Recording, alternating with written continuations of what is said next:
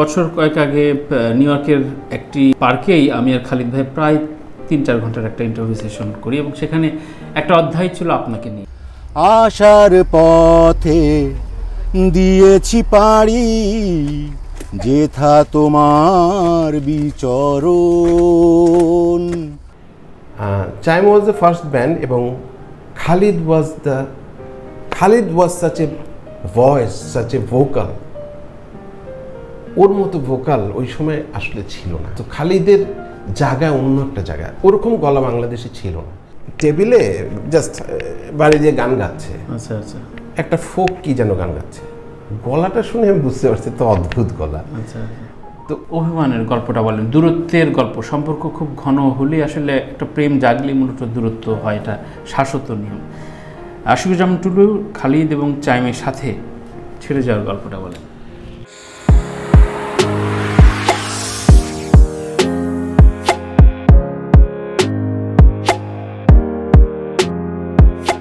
বছর কয়েক আগে নিউ ইয়র্কের একটি পার্কেই আমি আর খালিদ ভাই প্রায় 3-4 ঘন্টার একটা ইন্টারভিউ সেশন করি এবং সেখানে একটা অধ্যায় ছিল আপনাকে নিয়ে।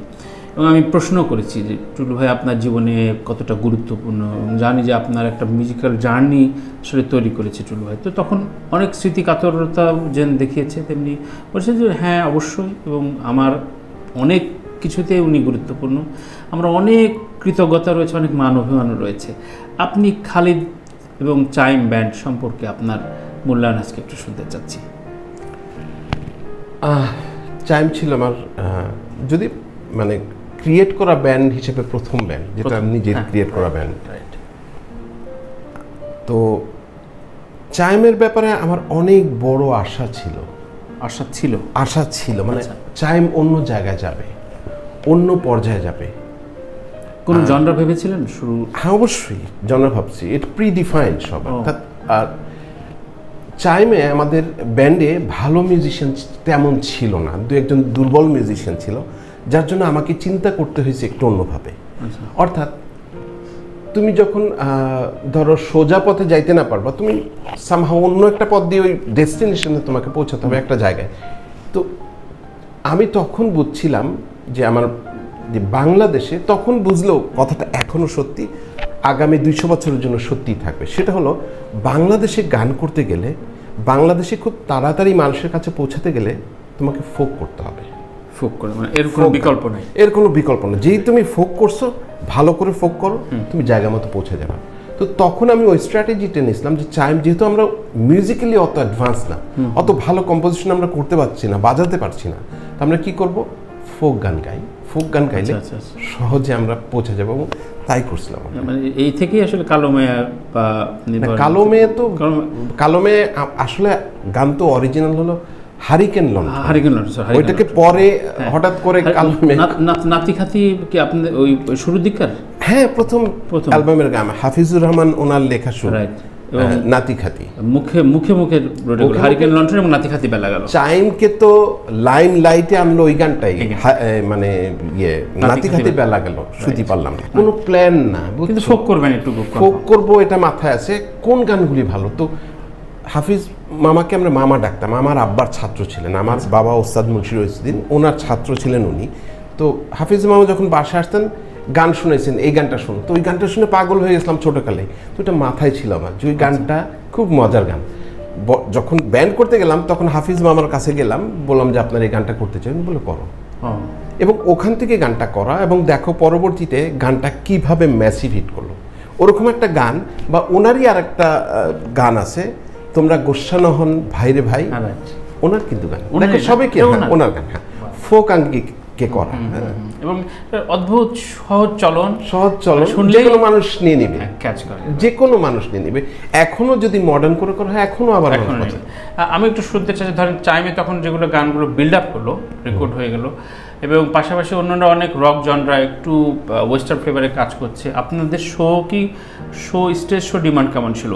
প্রচণ্ড ডিমান্ড ছিল, প্রচুর স্টেজ শো করতাম। আচ্ছা আচ্ছা, এই গানগুলোই তখন? হ্যাঁ, আমাদের হচ্ছে কি, ব্যান্ডের তো দুইটা ফেজ যায়।